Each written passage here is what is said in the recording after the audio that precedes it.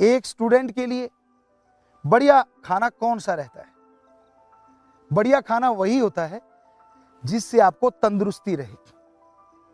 एक कहावत है, खाएं जो खुद को अच्छा लगे और पहने खुद को भी अच्छा लगे और संसार को भी अच्छा लगे। यह कहावत है। तो खाना वो खाइए जो आपको अच्छा लगता है, लेकिन ये नहीं है कि आप तड़ा हुआ खाते रहें, मसालेदार खाते रहें, कल को आप बीमार हो गए। पर इसका मतलब ये भी नहीं है कि हम आपकी कोई पसंद छुड़वा रहे हैं।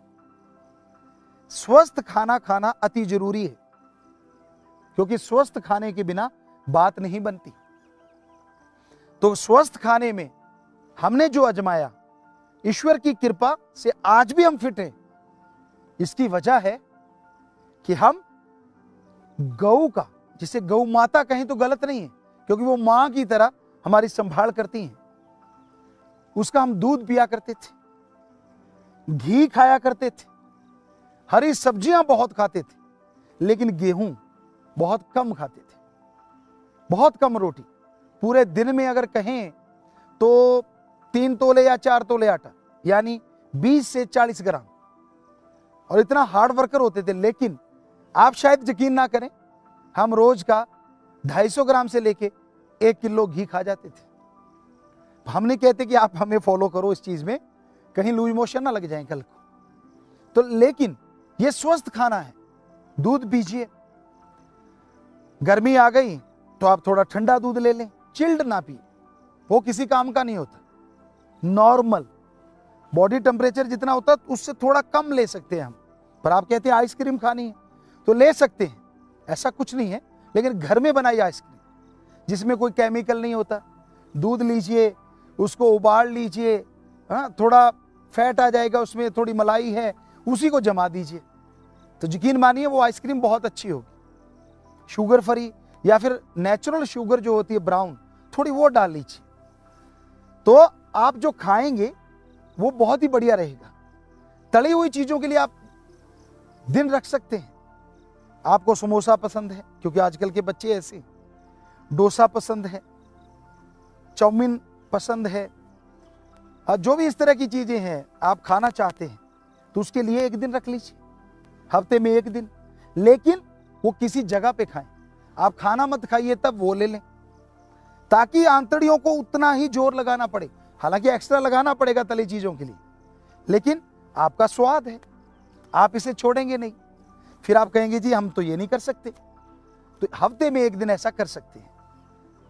सीधी चीनी खाना डेंजर होती है। इससे अच्छा है कि आप कोई फ्रूट ले लें, मैंगो ले सकते हैं, बनाना ले सकते हैं। लेकिन अगर सीधा ही आप रसगुल्ला है, गुलाब जामुन है, या फिर चीनी सीधी, तो वो सेहत के लिए बहुत ही डेंजर होती है। ज्यादा चीनी और ज्यादा नमक, ऊपर से आप पढ़ रहे हैं, अचानक बीमार पड़ गए, ज्यादा शक्ति कमजोर हो गई तो भी दिक्कत होगी। पर अगर आपने खाना ही है तो आप उसकी कैलोरीज देखिए कितनी ज्यादा होती है, तो उतना आप खाने में कटौती कर दीजिए। ये नहीं होना चाहिए जैसे हमारे इंडिया में, भारत में होता है कि हम खाना खा लेते पेट भर के, मुंह मीठा कर रहे हैं जी, और मुंह मीठा करने के लिए 2 रसगुल्ले खा लिए, कहीं 5-7 रगड़ जाते हो आप।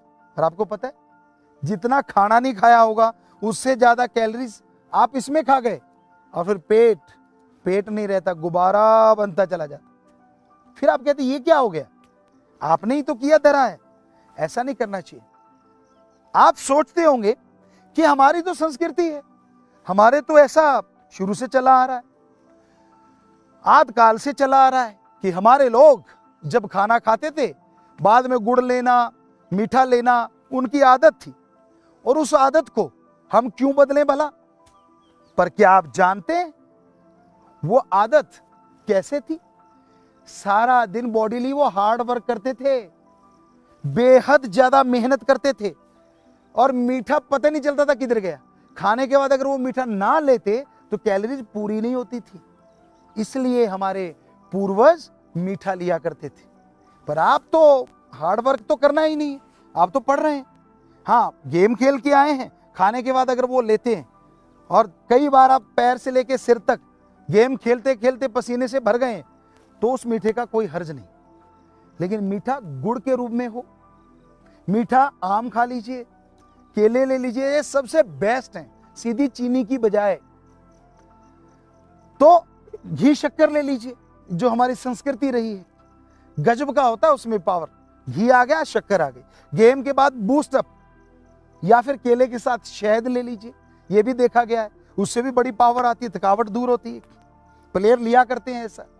या फिर केले के साथ दूध ले लीजिए, बनाना शेक जिसे कहते हैं, मैंगो शेक ले लीजिए, वो तो आपके पसंद का है।